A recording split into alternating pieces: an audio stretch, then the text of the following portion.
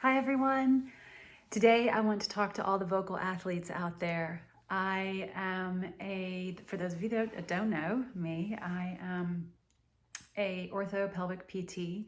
I'm also a musician and um, and I love talking about the voice to pelvic floor connection.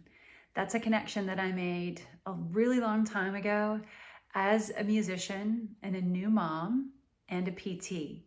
And so it was really wonderful to be able to bring all of those things together and then begin to really focus on what I call a voice to pelvic floor approach to therapy. Okay, so I want to talk to the vocal athletes out there who are women, specifically about voice changes in perimenopause and menopause. You don't have to be going through perimenopause or menopause to experience the changes. You could be postpartum, you could be prenatal. So, I know, sorry, you can even experience adverse impacts to the voice becoming a mom. And once you are a mom, and of course, as you go through the rest of your life. So, what do? If humans can detect a 1% change in pitch, and your voice in menopause can change 7%, if you're a vocal athlete, this matters. And vocal athletes can be teachers, therapists. We depend on our voice. You don't have to be a singer or an instrumentalist like a brass or woodwind player to have your voice and your ability to sustain the breath be impacted. But those are all the people that could be impacted. Those are all the people that I call vocal athletes. And if you do multiple of those things, if like I'm a therapist and a singer, then I would call you an elite vocal athlete then, because you really depend on it in multiple ways, professionally and artistically. So with menopause in the voice, what happens? Again, keep in mind, this could be prenatal and postpartum, particularly postpartum. Prenatal is a different set of changes that I can talk about at a later time. Postpartum, perimenopause, menopause, you can experience deepening of the voice, raspiness. Vocal changes can be associated with leakage. So if you're leaking anywhere, bowel or bladder, we need to check your voice. I do that through ultrasound imaging. Fatigue. If you're having a hard time gliding and sliding all the way up, all the way down, so short and thin, higher pitches, longer, thick vocal cords for lower pitches. Think about that, like stretching thin and thickening back down. If you can't go through that range anymore and you are postpartum or menopause, then that needs to be looked at as well. Think about it this way. As a pelvic PT, I usher women and all people, but we're talking about women today. I usher women through all the changes in the seasons of their life. And I use the specific voice to pelvic floor approach. If you think about the vocal folds and that kind of the mucous membrane nature of which they depend upon, so do the tissues downstairs. So the vaginal tissues also depend on that same moisture, that hydration. They depend on estrogen, in short. So as your estrogen decreases, you can experience all of the things I have mentioned. That's not a whole list though. In addition to the deepening of the voice, the shortening of your range, possible leakage, raspiness, fatigue of the voice, and fatigue in general, which can depend on other things like testosterone, your vocal folds and your vaginal tissues are going to do the same thing. So how do you support them?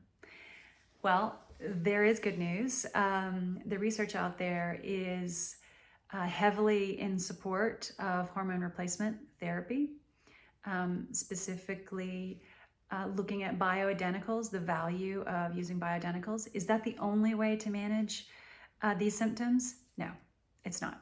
And that's also good. So we can look at things like functional medicine, integrative medicine, and lifestyle medicine, which I affectionately call film. I use film-based therapy in my voice to pelvic floor methodology. And so hormone replacement is not the only game in town. There are a lot of things we can do using film, okay, FILM, to help you manage and metabolize hormones, because it's not just about levels of hormones, it's also how you metabolize them. If you're not metabolizing them well, then you could end up with a lot more menopausal, perimenopausal symptoms. There are over 100, so it's not like I can rattle them all off here. Some of them include the things I've mentioned. Those are definitely side effects of improper metabolism of estrogen. Also imbalance of estrogen to progesterone. Some of the other symptoms include bladder symptoms, stinging, burning, frequent feelings of UTI but not having one, painful intercourse, back pain, hip pain, joint aches and pains, night sweats, hot flashes, lack of sleep, poor sleep, can't get to sleep, can't stay asleep, getting up in the middle of the night to go to the bathroom. That's just some of the things. It's not all the things. So if you are experiencing any of these things and your voice is impacted and you want to see that change, reach out, because I can help. And if I cannot help, I obviously will help pass you along to the person who can. But the point is, in healthcare today, voice to pelvic floor connection is not being treated.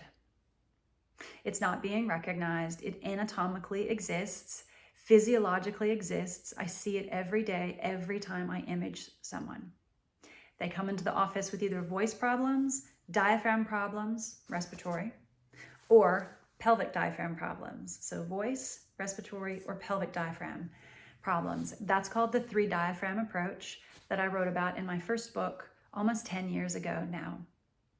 In the literature, up to 5 diaphragms have been documented. I focus on the big 3. And if you are not seeing a provider who is aware of the 3 diaphragms or knows how to treat voice to pelvic floor connection, then you have a huge gap in your healthcare for pelvic health and for vocal health. So you can reach out. I do a limited number of consults at garnerpelvichealth.com.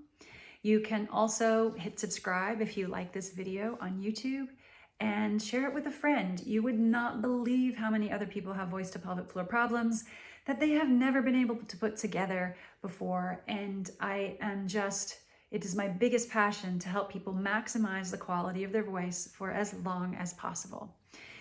So again, I hope this video has been helpful.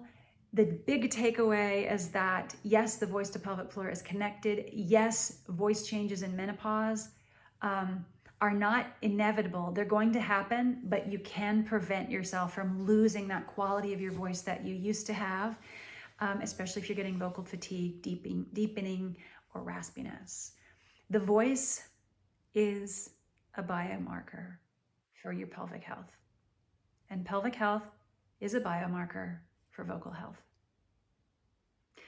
I hope this has been helpful. Again, if you have comments, put them down there. I do answer everyone.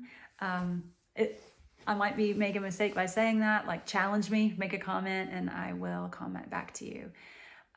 Thanks for listening. And if you have particular questions about the voice to pelvic floor connection, again, put them in the comments. That's what we're here for. Thanks, guys.